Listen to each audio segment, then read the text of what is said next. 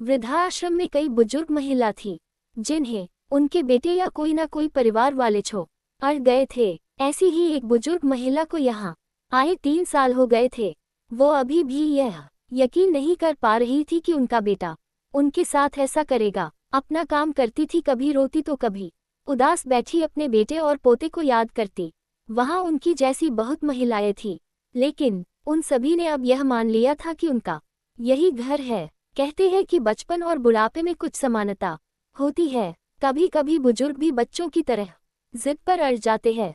ऐसे ही उन्होंने एक जिद पकड़ ली कि उनके बेटे को बुलाए। इस बार वो दीपावली अपने बेटे और पोते के साथ मनाना चाहती है, कम से कम उन्हें देखना ही चाहती है।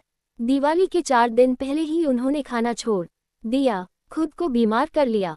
उनका मानना था कि अगर वो ऐसा करेगी तो उनका बेटा जरूर आएगा उन्हें देखने। अब उन्हें क्या पता था, अगर उनके बेटे को उनकी परवाह होती तो वो उन्हें यहाँ ही क्यों छोड़ कर जाता। आश्रम की देख रेख करने वाले राजीव ने उन्हें बहुत समझाया। यह नहीं था कि राजीव ये पहली बार कर रहा है। कभी कोई माँ अपने बेटे के लिए रोती तो कभी कोई वो सबको संभालता, दिलासा देता, कोशिश करता कि कौम जिससे मिलना चाहते हैं मिलवा दे। लेकिन उसकी यह कोशिश कभी कभी ही सफल हो पाती। उसने अभी भी अम्मा को हर तरह से बोला कि क्या मैं आपका बेटा नहीं, क्या मैं आपका ख्याल नहीं रखता। अम्मा कहती रखता है, लेकिन मुझे अपने पोते को देखना है। फिर अम्मा ने उनके यहाँ आने की बात बताई। जब मैं यहाँ आई तब एक दिवाली पर उसने मुझसे पैसे मांगे थे। छोटा था, जिद करने लगा था। उसके माँ बाप घर नहीं थे, तो मैंने उसकी माँ के कबाड़ से पैसे निकालकर उसके लिए दिवाली की खिलौने वाली बंदूक उसे दिला दी।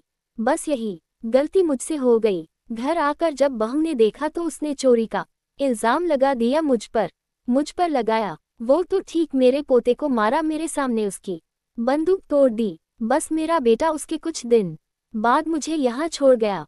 अब मैंने यहाँ काम करके कुछ पैसे जमा किए हैं। मुझे मेरे पोते को इससे कुछ लेकर देना है, वो बड़ा खुश होगा। मेरा बेटा इतना बुरा नहीं है। कहना माँ बीमार है, पोते को देखना चाहती है, वो जरूर आएगा। राजीव ने माँ की जिद के बाद उनके बेटे को यहाँ बुलाना चाहा, लेकिन पता चला कि वो ये शहर छोड़कर चले गए।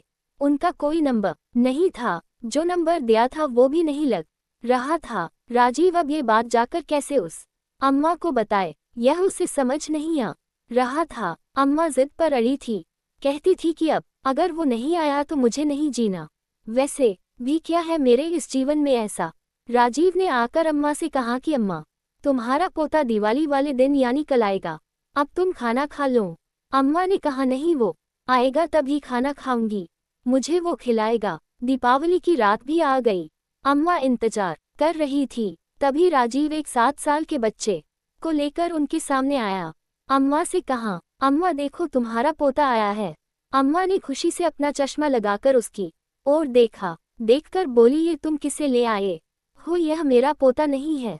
माना कि मैंने उसे 3 साल से नहीं देखा, फिर भी तुमने ऐसा कैसे सोच लिया कि तुम किसी को भी ले आओगे और मैं उसे अपना पोता मान लूंगी? मैं उसकी दादी हूँ, उसे अच्छे से पहचानती हूँ। यह मेरा पोता नहीं है। राजीव ने कहा, अम्मा तुमने ठीक कहा, ये तुम्हारा पोता नहीं है। पता है ये कौन है? राजीव ने उससे पूछा, बेटा तुम्हारा नाम क्या है? लड़का बोला, सोनू। बेटा तुम्हारे मम्मी पापा कौन है? लड़का बोला, पता नहीं। अच्छा तुम कहाँ रहते हो? लड़का बोला कि यहाँ से थोड़ी दूर पर सबके साथ। राजीव ने आगे की बात बताई, अम्मा ये भी अनाथ आश्रम में रहता है। तुम तो बहुत किस्मत वाली हो अम्मा कि तुमने अपने माँ बाप, पति, बेटे, पोते सबको देखा है। इसे तो कोई छोड़ गया बस ऐसे ही। देखो फिर भी जिंदगी जीना चाहता है, कभी जिद नहीं करता। और इसके जैसे कई है जो वहाँ है। अम्मा जो हो गया मैं जानता हूँ, भूलना मुश्किल है, लेकिन इस तरह कमजोर मत बनो, खुश रहो। सोचो ऐसा ही होना था। तुम्हारे पास अच्छी यादें हैं, चेहरे हैं, उनको याद करो।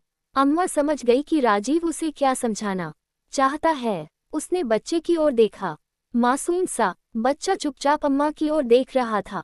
राजीव ने खाने की थाली मंगवाई और कहा कि तुमने कहा था कि तुम अपने पोते के हाथों से ही खाना खाओगी। देखो ये तुम्हारा पोता ही तो है। अम्मा ने उस मासूम बच्चे के हाथ से खाना खाया और उसने जो भी पैसे जोड़े थे उस बच्चे को दिए।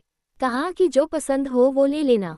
अम्मा ने जीवन की कड़वी सच्चाई को स्वीकार कर लिया। अब वो उस समय को याद करके दुखी नहीं बल्कि उस समय की अच्छी यादों को याद करके खुश रहती है। राजीव के एक सहयोगी ने उससे कहा कि तुम बड़ा अच्छा काम कर रहे हो। तब राजीव ने कहा कि मैं नहीं चाहता हूँ ऐसा काम करना। मैं नहीं चाहता कि यहाँ कोई भी बेसहारा माँ यहाँ आए, कोई बच्चा किसी अनाथ आश्रम जाए, किसी को मेरी जरूरत ना पड़े। मेरे पास माँ नहीं है, मुझे उसकी इतनी कद्र है। ये कद्र सभी को हो, ऐसा मेरा मानना है। इस कहानी से हमें क्या शिक्षा मिलती है, कमेंट्स में जरूर बताएं।